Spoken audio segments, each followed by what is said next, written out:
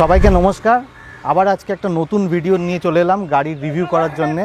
আর আজকে আমাদের পাশে পেয়ে গেছি জয়দাকেও পেয়েছি, জয়দার যে টাটা পাঞ্চ গাড়িটা আছে সেটাও পেয়ে গেছি। তো জয়দাকে কিছু প্রশ্ন করব, জয়দার যে বাইং এক্সপিরিয়েন্স, সার্ভিস সেন্টারে কীরকম এক্সপিরিয়েন্স হয়েছে বা চালিয়ে কীরকম এক্সপিরিয়েন্স হয়েছে সেগুলো সম্পর্কে আজকের ভিডিওতেই জিজ্ঞেস করব। তারপরে গাড়িটা আমি নিজে কিছুটা চালিয়ে তারপর দেখব যে আমার এক্সপিরিয়েন্সটা কীরকম, এবং সেই সমস্ত এক্সপিরিয়েন্সটাই আপনাদের সাথে শেয়ার হবে এই ভিডিওতে। প্রথমেই প্রশ্ন করে নেবো জয়দাকে। তো জয়দা, এটা কি তোমার প্রথম গাড়ি? না, এটা আমার থার্ড গাড়ি। এর আগে কি কি গাড়ি ছিল? আগে আমি মারুতির ওমনি ইউজ করেছি, সেকেন্ড আমি অল্টো ইউজ করেছি, অল্টো K10, তারপরে পাঞ্চ। আচ্ছা, আর অল্টো K10-এর সাথে পাঞ্চের তুলনা নিশ্চয়ই করা উচিত না, কিন্তু বিহেভিয়ারাল কি চেঞ্জ হয়েছে প্যাটার্নে, গাড়ির চালানোর প্যাটার্নে? গাড়ির কমফর্টনেস অনেক বেড়ে গেছে। আর ওটা একটু ছোট, এটা একটা মানে বড় ফিল হয়, আর ওটা একটু নিচের দিকে বসে যেন চালানো, এটা একটু ওপর দিকে বসলে কমান্ডটা ভালো আছে। আর বাবা পেছনে বসলে উঠতে খুব অসুবিধা হতো, যেটা এই গাড়িতে খুবই সুবিধা হয়। ওঠানামা করার ক্ষেত্রে খুব সুবিধা হয়। এই গাড়িটা দেখতে গিয়ে আর কি কি গাড়ি দেখেছি? না, আমি কোনো গাড়ি আর দেখিনি, এই গাড়িটাই একদম ফাইনাল মাইন্ডে ছিল, আমি এটাই দেখেছি। তা এই গাড়িটা দেখার জন্য, মানে এই গাড়িটা চয়েস করার জন্য কারণটা কি ছিল? ফার্স্ট আমি একমাত্র এটা দেখতে গেছি আপনার সেফটির দিক দিয়ে, যেহেতু এটা 5 স্টার রেটিং পেয়েছে। আর কোনো দিকে আমি তাকাইনি, জাস্ট এই একটাই, সেফটি প্রায়োরিটি আমার কাছে ছিল। আর এটা কোন ভেরিয়েন্ট? একদম বেস ভেরিয়েন্ট। আচ্ছা, এই গাড়িটার তো রেয়ার পাওয়ার উইন্ডো নেই, অডিও সিস্টেম নেই না, কিন্তু তা সত্ত্বেও এই গাড়িটা চয়েস হয়েছে। তো এবার এতে কি আফটার মার্কেট কিছু কাজ করানো হয়েছে বা কেনার পরে? হ্যাঁ, করানো হয়েছে। কিরকম? যেটা আমি মিউজিক সিস্টেম লাগিয়েছি, সিট কভার লাগিয়েছি, গাড়িতে ফ্লোর ম্যাটিং এর কাজটা আমি করিয়েছি, মোটামুটি আমি কাজ করিয়েছি। আমি গাড়ি স্টক রাখতে বেশি পছন্দ করেন। এটাই আপনার কাছে মনে হয়েছে যে ভ্যালু ফর মানি, যাতে কিছু ফিচার লাগিয়ে এটাকে আপনার মতো আরো ভ্যালু ফর মানি করে নেওয়া যায়, তাই তো? এটা আমিও বলে রাখি সকলকে যে আমি যখন কিছু গাড়ির ভিডিও, মানে গাড়ির ফিচার সম্পর্কে ভিডিও করি, তখন আমি এটাই বলে থাকি যে এই গাড়িটা হবে, এই ভেরিয়েন্টটা হবে ভ্যালু ফর মানি। কিন্তু সবসময় সেটা ভ্যালু ফর মানি হয় না, সেটা আমার জন্য মনে হয় ভ্যালু ফর মানি, কিন্তু ভ্যালু ফর মানি বেস ভেরিয়েন্টও হতে পারে। আর সেটাই ইনার প্রমাণ যে ইনি বেস ভেরিয়েন্ট কিনে তাতে অডিও সিস্টেম, নিজের প্রয়োজন অডিও সিস্টেম দরকার, লাগিয়ে নিয়েছেন। ফ্লোর ম্যাট যেগুলো লাগানো দরকার সেগুলো লাগিয়ে নিয়েছেন, তো ওটা ওনার কাছে ভ্যালু ফর মানি হয়ে গেছে। আচ্ছা, এবার এই গাড়িটার বাইং এক্সপিরিয়েন্সটা কিরকম? টাটার 3টে শোরুমে ঘুরেছিলাম। এক হচ্ছে আপনার নিউ টাউনে কোনটা? নিউ টাউনে আমরা সিটি সেন্টার 2 এর উল্টো দিকে আছে লেক্সাস মোটরস। সেকেন্ড আছে আমাদের সোদপুরের আগে, ওদের লেক্সাস মোটরেরই আর একটা ব্রাঞ্চ। তো আমি সোদপুরের লেক্সাস ব্রাঞ্চ থেকে নিয়েছি। দুটোর মধ্যে কিরকম পার্থক্য হয়েছে, মানে সার্ভিস সাপোর্টটা, মানে সেলস সাপোর্টটা কি? আমি সোদপুর যেখান থেকে আমি নিয়েছি, ওখান থেকে আমি ক্যাশ ডিসকাউন্টটা প্রচুর করিয়েছি। আচ্ছা, ক্যাশ ডিসকাউন্টটা বলছি, আমার কিচ্ছু ফ্রি লাগবে না, কোনো গিফট লাগবে না, আমার ক্যাশ ডিসকাউন্ট দিতে হবে। এটা কত পড়েছে? এটা আমার অন রোড 6.82, 15 ইয়ার্সের ট্যাক্স দিয়ে 6.82, অনেকটাই ডিসকাউন্ট পাওয়া গেছে। অনেকটাই। কবে কিনেছেন এই গাড়িটা? এটা আমি গত বছরের এপ্রিল মাসে নিয়েছিলাম, 2024। প্রায় 10 মাস হয়ে গেল। 10 মাস। কত কিলোমিটার চললো গাড়িটা? মোটামুটি অ্যাবাউট 1800 কিলোমিটার। আচ্ছা, বেশি চলে না? মানে জয় ড্রাইভের জন্য ইউজ হয় নাকি আপনার ব্যক্তিগত কাজের জন্য বা অফিসিয়াল কাজের জন্য? না, আমার ব্যক্তিগত, পার্সোনাল, বাট উইকেন্ডে বেরোয়। এবার বাবা মা যদি কোথাও বেরোনো হলো নিয়ে গেল, বা আমি কোথাও গেলাম নিয়ে গেলাম। এই গাড়ি খুব একটা চলে না। আমার আগের গাড়িটাও 10 বছর আমি অল্টো K10 চালিয়েছি, আমার 24,000 কিলোমিটার চলেছিল। এই গাড়িটার সার্ভিস ইন্টারভাল কিরকম আছে? 6 মাস ছাড়া না 1 বছর? 1 বছরে 3টে সার্ভিস আছে। 3টে ফ্রি সার্ভিস? হ্যাঁ, 3টে ফ্রি সার্ভিস আছে। এখন অব্দি 2টো হয়েছে, একটা এখনো ডিউ আছে, ওটা মে মাসে আছে। আর সার্ভিস এক্সপিরিয়েন্স কিরকম? সার্ভিস এক্সপিরিয়েন্স দু জায়গায় করিয়েছি। একটা গেছিলাম ফার্স্ট, মানে আমি থাকি সিথির মোড়, আমাকে সার্ভিস সেন্টার করাতে যেতে চাই এক বারাসাত, আর একটা আছে এদের ঘটকপুকুর।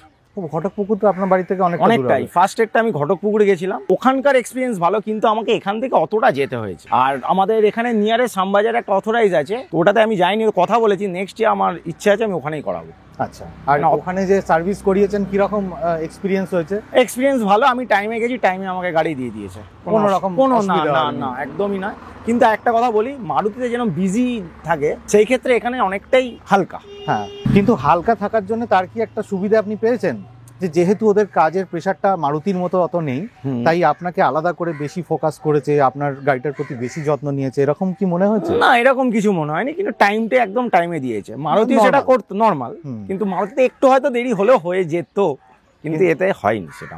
আর কেনার সময় এক্সপিরিয়েন্স কিরকম, লোকজন ঠিক করে গাইড করেছে আপনাকে ফিচার সম্পর্কে গাড়ি? হ্যাঁ হ্যাঁ হ্যাঁ, ফিচার সম্বন্ধে আমাকে ভালো করে গাইড করেছে। আচ্ছা, আর ওরাই কি ক্যাশব্যাক করি, মানে আপনার কি পুরোনো গাড়িটা ওদেরকেই দিয়েছে? হ্যাঁ, আমি টাটাকেই এক্সচেঞ্জ করেছি, টাটাকে দিয়ে দিয়েছি। গাড়িটা কেনার সময় কত বছরের ওয়ারেন্টি দিয়েছিল টাটা? টাটা 3 বছর। গাড়িটা কিরকম মাইলেজ দেয় মোটামুটি শহরে আর হাইওয়েতে? আমি সিটিতে এটা 12 থেকে 13, আর হাইওয়েতে আমি এটা 20+ পেয়েছি। ইকো মোডে, এটাতে দুটো মোড আছে, একটা হচ্ছে ইকো মোড, একটা হচ্ছে আপনার সিটি মোড। ইকো মোডে আমি 20 করে মাইলেজ পেয়েছি।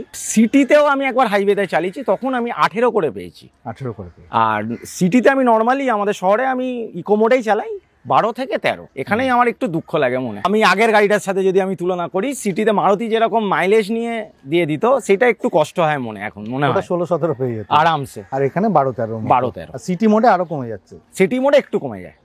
তো জয়কে তো মোটামুটি জিজ্ঞেস করলাম গাড়িটা সম্পর্কে, যদিও একবার জয় হয়ে যাচ্ছে, একবার জয়দা হয়ে যাচ্ছে, কিন্তু জয়কে আমি জিজ্ঞেস করলাম গাড়িটা সম্পর্কে। এবার গাড়িটা আমরা চালিয়ে দেখি, চলুন যে কি কি এক্সপিরিয়েন্স আমি ফিল করি। চল।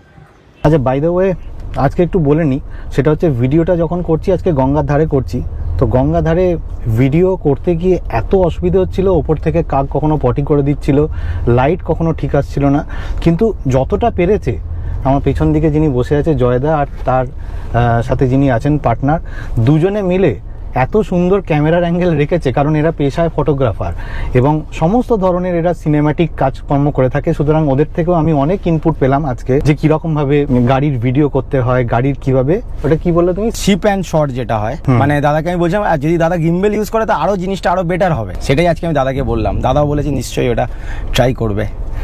এবং যেহেতু এরা ফটোগ্রাফি নিয়ে কাজ করে, এদের পেশা হচ্ছে ফটোগ্রাফি, তোমরা কি কি কাজ করে থাকো একটু বলে দাও ভিডিওতে। আমরা video, still photography, video photography, all types of event আমরা কভার করি। সেটা ওয়েডিং হতে পারে, যে ফাংশন হতে পারে, এনি ইভেন্ট আমরা কভার করি। আচ্ছা, তাহলে আমি ওনার নাম্বারটা ভিডিও নিচে দিয়ে দিচ্ছি, তো সেইখানে আপনারা কল করে যোগাযোগ করতে পারেন যদি ফটোগ্রাফির কোনো কাজ আপনাদের থেকে থাকে। বাড়িতে তো অনুষ্ঠান লেগেই থাকে, তো সেই পরিপ্রেক্ষিতে। তো যাই হোক, আজকে এই গাড়িতে বসে পড়েছি। এবার গাড়িতে বসে গাড়িটার চালানোর এক্সপিরিয়েন্সটা আমরা শেয়ার করব এবং তার সাথে সাথে আমরা জয়ের কাছ থেকে কিছু জিনিস জিজ্ঞেস করব গাড়ি সম্পর্কে বা গাড়ি চালানো সম্পর্কে, আর তার সাথে সাথে কিছু যদি গল্প থেকে থাকে বা স্টোরি থেকে থাকে সেগুলো জিজ্ঞেস করব। এখন আমরা যে রাস্তাটা দিয়ে যাচ্ছি সেই রাস্তাটা একটু ভিড় রাস্তা, খুব ভিড়ও বলা যায় না, কিন্তু সমস্যা হচ্ছে এই যে বড্ড কাটিয়ে চলতে হচ্ছে, তো সেই জন্য 1 নম্বর গিয়ারই মোটামুটি চালাচ্ছি আমি।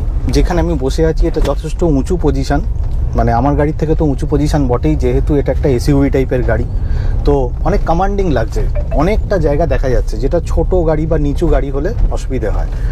আর এই গাড়িটা সম্পর্কে কিছু যদি এক্সপিরিয়েন্স থেকে থাকে তুমি শেয়ার করতে পারো। তাই রিসেন্ট একটা হয়েছিল যে 1 জানুয়ারির দিন আমরা ফিরছিলাম গাড়ি করে, আর লেক টাউনের কাছে ভিআইপিতে, তো আমি ইউটার্ন নিয়ে নেবো, কিন্তু ইউটার্নটা আমি নিতে পারিনি, পুলিশ রাস্তাটা বন্ধ করে রেখেছিল, তো আমি স্ট্রেট উল্টোডাঙ্গার দিকে যাচ্ছিলাম। তো যেতে গিয়ে আমার সামনে একটা গ্র্যান্ড আইটেন ছিল, তো হঠাৎ ইমার্জেন্সি ব্রেক মারে, একদম সাটেল ব্রেক মারে, ও দাঁড়িয়ে যায়, আমিও ব্রেক মারি, তো আমার গাড়িতে যারা পেছনে বসে তারা একটু চমকে ওঠে বা ওরা একটু হয়ে যায়। যাই হোক, তা আমার পেছনে একটা, আমি গাড়িটাকে অলরেডি দাঁড় করিয়ে দিয়েছি, আর আমার পেছনে একটা অটো ছিল, অটোটা জাস্ট আমি লুকিং গ্লাস দিয়ে দেখলাম ও দাঁড় করিয়ে দিয়েছে, কিন্তু হ্যান্ডেলটা আমার যতদূর মনে হলো গাড়িটারে টাচ হয়ে গেছে। তো ওখানে যা ভিড় ছিল আমি নামতে পারিনি, তো আমি একটু এগিয়ে উল্টোডাঙ্গা সিগন্যালটা ক্রস করে আমি গাড়িটাকে একদিকে বাঁদিকে দাঁড় করিয়ে আমি নেমে দেখলাম হালকা একটা টাচ, মানে টাচ বলবো না, মানে আমাদের কি বলবো, যেরকম ফুসকুড়ি হলে যেরকম হয় ওরকম একটা জিনিস হয়েছে। এটাতে তো বোঝা গেল যে আমি 5 স্টারটা চেক করা আমার হয়ে গেল। সেফটি নিয়ে কোনো অসুবিধা নেই এই গাড়িতে। এর আগের যে আমি গাড়িটা চালিয়েছি অল্টো K10, এরকম ইনসিডেন্ট আমার হয়েছিল, বাট ওতে অনেকটাই হয়েছিল, বাট এটাতে অনেকটাই বেটার, অনেকটাই বেটার। তো অল্টোতে এরকম ধাক্কা হলে কি হতো? অল্টোতে ধাক্কা হলে মোটামুটি যেভাবে ধাক্কাটা হয়েছিল পেছন দিকটা তুবড়ে ভেতরে ঢুকে যেত। তো এরকম ইনসিডেন্ট হয়েছে কিছু, যে অল্টোর ক্ষেত্রে কিছু ড্যামেজ হয়েছিল? হ্যাঁ, অল্টোর ক্ষেত্রে আমার 2-3 বার এরকম হয়েছে। আমি কাজে যাচ্ছিলাম চুচুড়ায়, তো সিগন্যালে আমি দাঁড়িয়েছিলাম, আমার পাশে একটা লরি ছিল, সেম হঠাৎ এসে ও জাস্ট টাচ করে দিয়ে চলে যায়। এবার টাচ করতে গিয়ে আমার বাঁদিকের দরজাটা পুরো ঢুকে যায়, পুরোটাই, মানে ওই দরজাটা আর আমি খুলতে পারিনি, আমি খুব তাড়াই ছিলাম কাজে, সুতরাং আমি কিছু করতে পারিনি। পরের দিন এসে আমি ওটাকে সার্ভিস সেন্টারে নিয়ে যাই, তো আমার সেটা বড় লম্বা বিল হয়ে গেছিল। ইন্স্যুরেন্স ক্লেম হয়েছিল, আর আমার পকেট থেকেও টাকা গেছিল। আর এই গাড়িতে ইন্স্যুরেন্স ক্লেম করতে হয়নি? না, ইন্স্যুরেন্স ক্লেম করতে হয়নি এখনো অবধি। এটাও একটা ব্যাপার, যে আপনার মেডিক্লেম থাকলে বা ইন্স্যুরেন্স থাকলে সেটা যে ক্লেমই করতে হবে এরকম কোনো ব্যাপার নেই।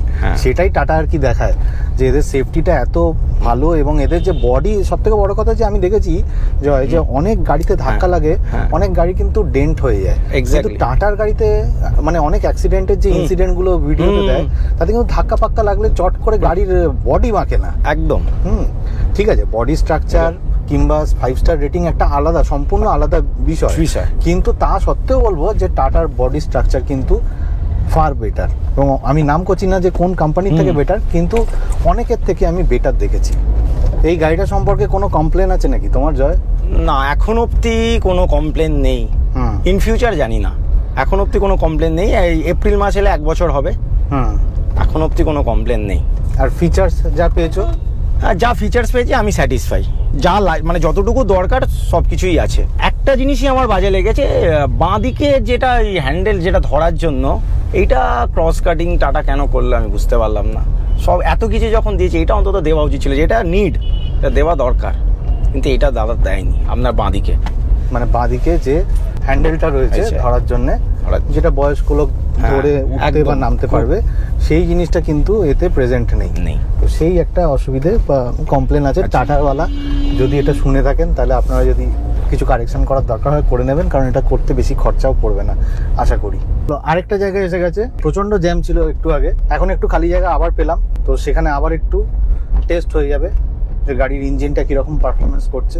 তো এখানে আমি 3 নম্বর গিয়ারে দিয়েছি, 3 নম্বর গিয়ারে এটা 48 স্পিডে ওপরে উঠছে। এবং সব থেকে বড় যে জিনিসটা লাগছে আমার সেটা হচ্ছে যে আমরা 5 জন বসে আছি, ঠিক আছে, আমি ওই ছোট বাচ্চাটাকে ধরছি না, 4.5 জন বসে আছি, কিন্তু তা সত্ত্বেও গাড়ি যেভাবে পুল করছে আমার মনে হয় না যে টাটা সম্পর্কে লোকের কেন এত নেগেটিভ ধারণা যে টাটার engine under power engine, 3 cylinder engine, মারুতির মতো নয়। কিন্তু মারুতির সাথে তুলনায় যাচ্ছি না, কিন্তু এটা যথেষ্ট ভালো ইঞ্জিন। আচ্ছা, আর গিয়ারটাও আমি এখানে শিফট করছি তখন খুব সুন্দর গিয়ারটা চেঞ্জ হচ্ছে, এরকম নয় যে গিয়ারটায় কোনো রাবারি ফিলিং হয়, স্মুথ শিফট হয়। শহরের রাস্তায় এটা হয়তো একটু মাইলেজ কম দেবে, 13-14 মতো দিয়ে থাকে যেরকম দাদা বললো। এখন এটা কি 10-এর মতো দিচ্ছে মনে হচ্ছে, না 10-এর মতো দিচ্ছে, সেটা হতে পারে আমার হাতে এখন চলছে তো, গাড়ি নতুন ড্রাইভারের হাতে পড়েছে, আমি এখনো সব গাড়িটা সম্পর্কে পুরোপুরিভাবে মানে সবচেয়ে বেশি মাইলেজ কি করে পাওয়া যেতে পারে সেটা সম্পর্কে এখনো আইডিয়া হয়নি, তো সেই জন্য হয়তো মাইলেজটা একটু কম। কিন্তু দাদার হাতে 12-13 দিয়ে থাকে না এটা? হ্যাঁ, সিটিতে। আচ্ছা, এটা হচ্ছে লক গেট ফ্লাইওভার, তো রাস্তাটা পুরো ফাঁকা আছে। তো এখানে জয় তুমি গাড়িটা কেনার সময় কিরকম ডিসকাউন্ট পেয়েছিলে বা কিরকম ভাবে তুমি ডিসকাউন্টটা নিয়েছিলে সেটা সম্পর্কে একটু আলোচনা করতে পারো। দুটো লেক্সাসেরই দুটো শোরুমে আমি ঘুরেছিলাম, একটা হচ্ছে রাজারহাটে আর একটা হচ্ছে সোদপুরের কাছে। তো আমি গাড়িটা বেসিক্যালি সোদপুরের শোরুম থেকে নিই, তো ওরা আমাকে অ্যারাউন্ড আমার এটা 15 ইয়ার্সের ট্যাক্স দিয়ে আমাকে 7,50,000 বলেছিল, তো ওইটাকে আমি ডিসকাউন্ট করিয়ে 6.82 লাখে আমি এটাকে নিয়েছি। আমি কোনো কিছু ফ্রি আমাকে বলেছিল এই দেওয়া হবে ওই, আমি বলেছি আমার কিচ্ছু লাগবে না, আপনারা যতটা পারেন আমাকে ক্যাশ ডিসকাউন্ট করুন। ওরা লাস্ট আমাকে 6.82 লাখ করে দিয়েছে। না হলে চললাম আমি চললাম, অনেক শোরুম আছে কলকাতা শহরে, আমি চললাম, ওরা করে দিয়েছিল। এইভাবেই ডিসকাউন্ট নিতে হয় যে কোনো গাড়ির, যদি গাড়ি কিনতে হয় একদম উল্টো দিকে ঘোরার জন্য রেডি থাকতে হয়, তবেই ডিসকাউন্ট পাওয়া যাবে গাড়িতে ভালো। ওরা 7.50 থেকেও মানে খেপে খেপে নাপছে। আমি বলেছি না, লাস্ট ওর আবার 7 এলাম, না এটা করলে হবে না, ঠিক আছে আমি একটু ঘুরে দেখি না, বলছে স্যার বসুন দেখছি। এই দেখতে দেখতে লাস্ট আমাকে হাত জোড় করেছে, স্যার 6.82 এর নিচে পারবো না। ঠিক আছে চলুন ডান। আর ইন্স্যুরেন্স করতে করেছিলে? ইন্স্যুরেন্স কি কোম্পানি থেকে? হ্যাঁ, কোম্পানি থেকেই, আমি একসাথে ওদের থেকেই করিয়েছিলাম। আচ্ছা, আর বাইরে থেকে পলিসি বাজার থেকে? না, এখন অবধি তো কিছু করাইনি, এপ্রিল মাস এলে 1 বছর হবে। ফার্স্ট পার্টি আছে আর থার্ড পার্টি বোধহয় 3 বছর আছে। শুধু ফার্স্ট পার্টিটা করাতে হবে? হ্যাঁ, ফার্স্ট পার্টিটা আমায় করাতে হবে। আচ্ছা, এই গাড়িটাকে কখনো তুমি হাই রোডে নিয়ে গেছো? হ্যাঁ, আমি হাই রোডে এটাকে নিয়ে গেছি। এটা আমি লং এ এখন অবধি দীঘা নিয়ে গেছি। বাহ, দীঘায় আমি দীঘা অব্দি গেছি। আমি মাইলেজ পেয়েছি অ্যারাউন্ড 20 করে আমি পেয়েছি ইকো মোডে। এটা দুটো মোড আছে, ইকো মোডে আমি 20 করে পেয়েছি। আচ্ছা, আর আরেকবার আমি হাইওয়ে গেছিলাম, সেখানে আমি সিটি মোডে গেছিলাম, সেটা আমি 18 করে মাইলেজ পেয়েছি, 18 করে। এই গাড়িটার সাথে এর আগের গাড়িটার আমি কম্পেয়ারে যদি যাই, যখন আমি অল্টো K10 চালাবার পর যখন আমি টাটা পাঞ্চ চালাচ্ছি, আমি ইনিশিয়াল অনেক বেশি পেয়েছি অল্টো K10 এ, নো ডাউট। এইটাতেও পেয়েছি, কিন্তু অল্টোর মতন আমার স্পেসিক্যালি ব্যক্তিগতভাবে আমার মনে হয়নি আমি পেয়েছি এখন অব্দি, জানি না, এখন তো সবেই 1700 থেকে 1800 কিলোমিটার গাড়িটা চলেছে।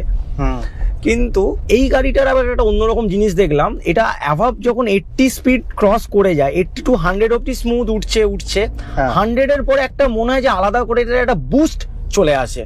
100 এর পরে এটা আবার একটা অন্যরকম ভাবে রূপ ধারণ করে, আমার মনে হয়েছে বিহেভ করে। হ্যাঁ, বিহেভ করে। যে সমস্ত টার্বো ইঞ্জিন গুলো থাকে তাতে একটা জিনিস হয়, যেমন আমার গাড়িটায় হয়, ধরো 1800-1900 আরপিএম পেরোলে ওটা একটা বুস্ট মতো আসে, যেহেতু সেটা টার্বো ইঞ্জিন বলে। কিন্তু এটা তো ন্যাচারালি অ্যাসপিরেটেড ইঞ্জিন, এটা মোটামুটি 82 বিএইচপি যতদূর মনে পড়ছে, 82 পিএস পাওয়ার দিয়ে থাকে। কিন্তু এটা যদি 100 এ গেলে ভালো বিহেভ করে, তাহলে তো বলতে হবে যে এর ইঞ্জিনও যথেষ্ট ভালো। হ্যাঁ, আমি 100 এর উপরে নিয়ে যাওয়ার পর একটা আলাদা রকমের, মানে আমি তখন আমাকে অলরেডি আমি ব্রেকে পা দিয়ে দিয়েছি, মানে একটা অন্যরকম ভাবে বুস্ট দিচ্ছিল 100 এর পর। আর এটাকে নিয়ে পাহাড়ে যাওয়ার ইচ্ছে তো নিশ্চয়ই আছে, যেহেতু গ্রাউন্ড ক্লিয়ারেন্স বেশি। হ্যাঁ, ইচ্ছে আছে, দেখা যাক কতটা কি করা যায়।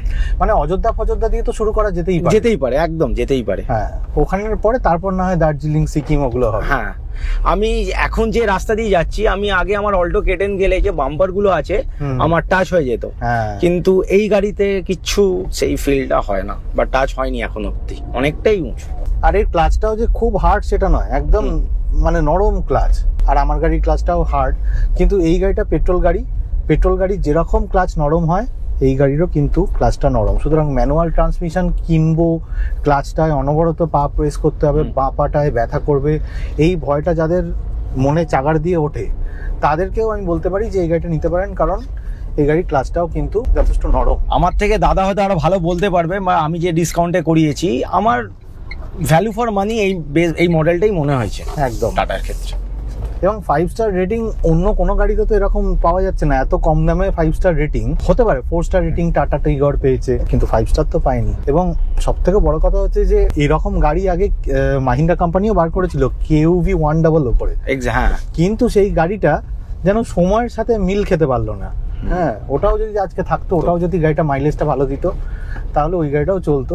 কিন্তু টাটা, বলতে পারা যায় যে টাটা পাঞ্চ হচ্ছে রেভলিউশনারি কার, কারণ এই গাড়িটা 2024-এ সবচেয়ে বেশি বিক্রি হয়েছে পুরো ইন্ডিয়াতে, এবং 2025-এও শুরুটা যথেষ্ট ভালো পজিশনেই রয়েছে। সুতরাং টাটা পাঞ্চ সেল কমবে না। টাটা পাঞ্চের তো ইভিও আছে, টাটা পাঞ্চ পেট্রোল উইথ সিএনজিও আছে। আচ্ছা ভাই, একটা কথা মনে পড়ে গেল যে পেট্রোল উইথ সিএনজি আর ইভি, এই দুটো গাড়ি কি কখনো মাথায় এসেছিল জয়? না, আমার কখনো মাথাতেই আসেনি। কেন, আমার রান খুবই কম, হ্যাঁ, তো সুতরাং আমি ওই জন্য যাইনি, আমি ওই জন্য পেট্রোলেই গেছি।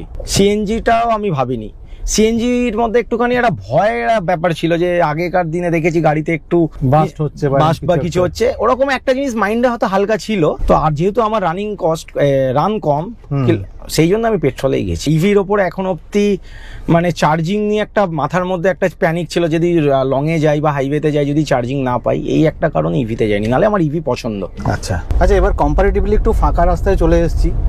তো 2 নম্বর গিয়ারে একটু ওপর দিকে, যেহেতু স্লোপ আছে ওপর দিকে উঠতে হচ্ছে, তাই 2 নম্বর গিয়ারে রেখেছি। কিন্তু 2 নম্বর গিয়ারে এটা 36 স্পিডে তুলে দিয়েছি, 38 স্পিডে তুলেছি। আমি এটা গিয়ারেরই টেস্ট করছি শুধু। 41, 42, 44, 45, 47, 48, 49, 50 অবধি তুলে দিয়েছি। 51-এও চলে গেছে, এবং সেখানে আরপিএম হচ্ছে প্রায় 3500-এর মতো। মানে সেক্ষেত্রে বলা যেতে পারে যে 2 নম্বর গিয়ারে 3500 আরপিএম মানে যথেষ্ট ভালো ইঞ্জিন। আমরা যে সবাই বলে থাকি যে টাটার গাড়ি হচ্ছে আন্ডার পাওয়ার, মোটেই আন্ডার পাওয়ার আমার লাগলো না অ্যাটলিস্ট। এবং এই গাড়ির যে ওয়েট আছে, সে ওয়েটটাও তো বেশি সকলে বলে থাকে, তার জন্যই হয়তো আন্ডার পাওয়ার হতে পারে বলে সবাই মনে করে। কিন্তু সেই জিনিসটা আমি এর মধ্যে সেরকমভাবে লক্ষ্য করলাম না। ভালো ইঞ্জিন যথেষ্ট, এবং আমি ওই জন্যই লো গিয়ারে বেশি আরপিএম দিয়ে দেখলাম যে কতটা স্পিড উঠতে পারে। আচ্ছা, আমাদের সাথে একজন খুদে দর্শকও আছেন, তার নাম হচ্ছে অধিরাজ। আমার ছেলের নামও অধিরাজ। তো অধিরাজকে জিজ্ঞেস করবো, ম্যাক্সিমাম ক্ষেত্রে তো ওকে পেছন সিটেই বসতে হয়, তো তোমার পেছন সিটে কমফর্ট কেমন লাগে? এবং আগে তোমাদের তো একটা অল্টো গাড়ি ছিল, তো সেই অল্টো গাড়ির সাথে তুমি কোথায় পার্থক্য পাও? অল্টোয় পিছনে সিটটা ছোট ছিল, আর এটাতে বড়। বাবা তো অনেকবারই দীঘা গেছে গাড়ি নিয়ে, তো পুরো ফ্যামিলি বসেছে, আর দীঘার সময় আমাকে পিছনেই বসতে হয়। দাদু আম্মার সাথে বসি আমি, তো ওটা একটু চাপাচাপি হয়। এবারে পাঞ্চে অনেকটা জায়গাটা বেশি, আর একটু মানে জায়গা নিয়ে বসতে পেরেছি, আর অল্টো একটু চিপকে বসতে হতো। আচ্ছা, এসিটা ভালো, এসিটা ভালো পাঞ্চে। আর পেছন সিটে ঘুমিয়ে পড়েছো? এরকম হচ্ছে লং জার্নি হয়েছে? না, আমি ঘুমিয়ে না। তোমার ঘুমোতে ভালো লাগে না? না। তোমার মানে রাস্তা ঠিক আছে, রাস্তা দেখতে দেখতে যাও, এটাই ভালো লাগে, তাই তো? তো আজকের ভিডিওতে এটুকুনি করার ছিল। গাড়ি সম্পর্কে, চালানো সম্পর্কে একটু এক্সপিরিয়েন্স শেয়ার করলাম আপনাদের সাথে, এবং যে গাড়ির মালিক জয়কেও জিজ্ঞেস করলাম যে তাদের কি কি এক্সপিরিয়েন্সের মধ্যে দিয়ে যেতে হয়েছে। ভিডিওটা যদি ভালো লাগে তাহলে লাইক, শেয়ার, কমেন্ট করবেন। আর যারা 4 হুইলার চালান তারা সিট বেল্ট পরবেন, যারা 2 হুইলার চালান হেলমেট পরবেন। খুব ভালো থাকবেন।